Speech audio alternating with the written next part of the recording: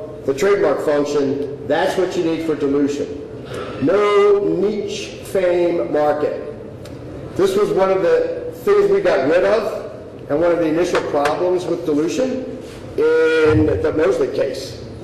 As Talal Abu-Ghazaleh mentioned earlier, with the Talal Abu-Ghazaleh doggy salons, you may very well be famous in Jordan and famous in this part of the world. But that's niche fame. In this niche, you're famous. But we got rid of niche fame in the U.S., and I believe everywhere else eventually will follow, because it leads to too many problems. But I'm famous here, or I'm famous in this small town in Pennsylvania, or I'm famous in this geographic region. That has not been entirely used under the evolved U.S. dilution policy. Dilution by blurring, as she mentioned earlier.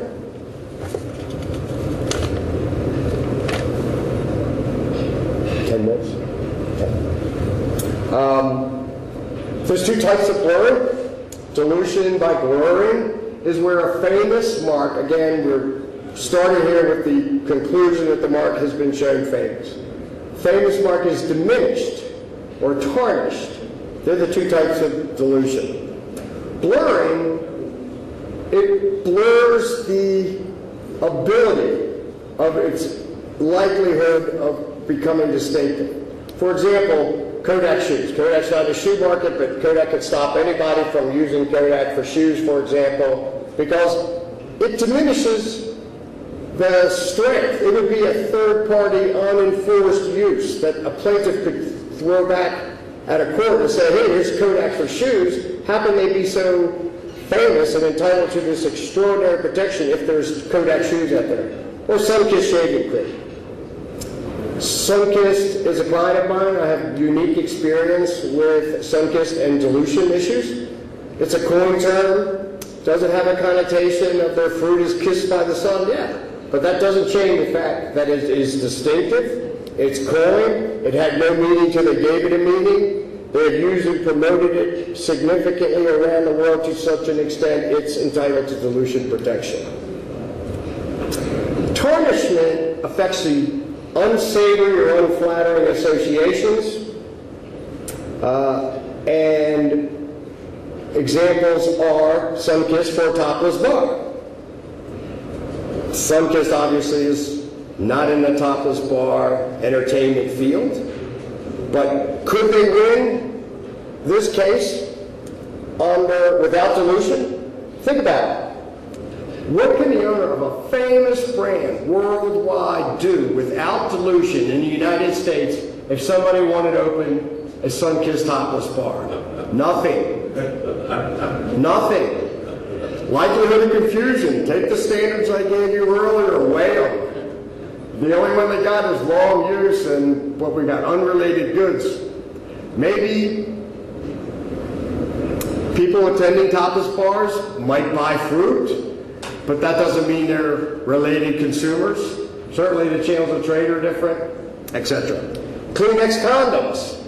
Again, Kleenex, the term meant nothing until they gave a trademark significance, hence it's very strong, it's very distinctive. Use in an unsavory, unflattering field is the example of dilution by tarnishment. Here are some recent dilution cases.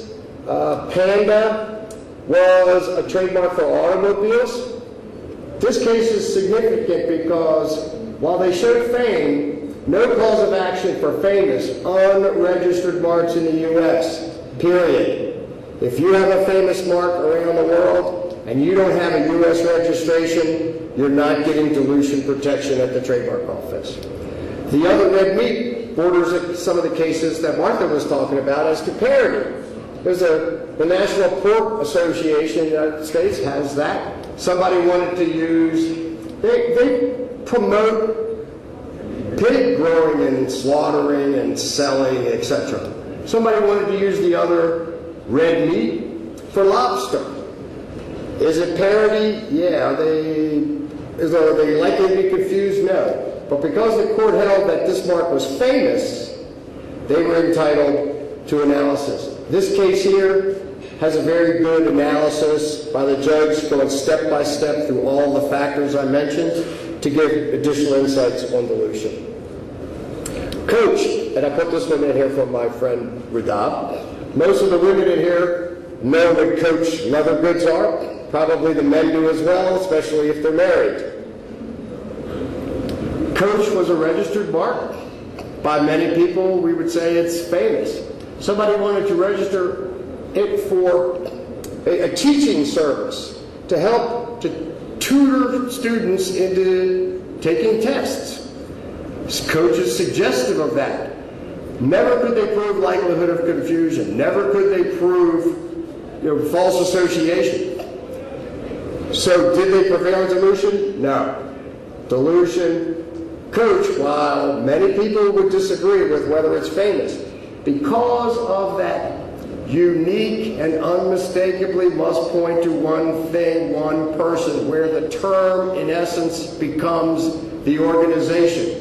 Coach, because it has a suggestive if not descriptive meaning, and Coach is used for other things, unlike Sunkist or Kleenex, Coach was not entitled to the protections of the dilution law in the United States.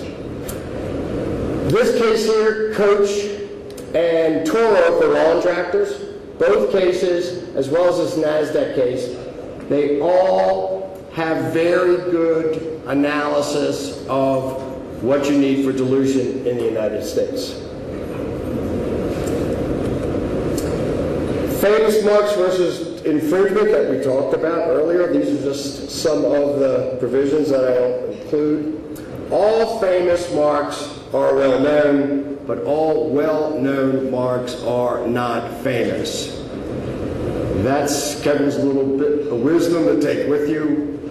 It is important in the U.S. system to recognize, as I mentioned more than once, registration is a significant benefit.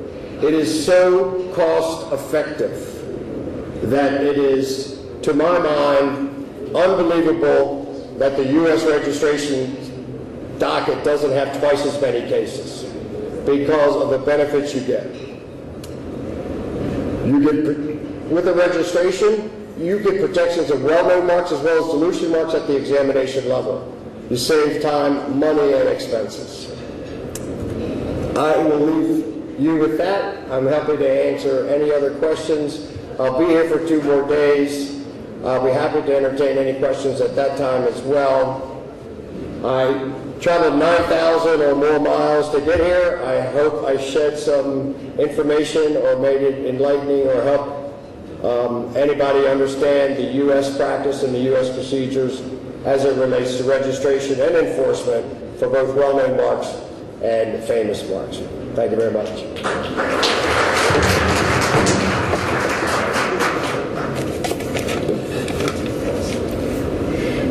Indeed you have, Mr. Smith. Thank you very much for a very fruitful presentation.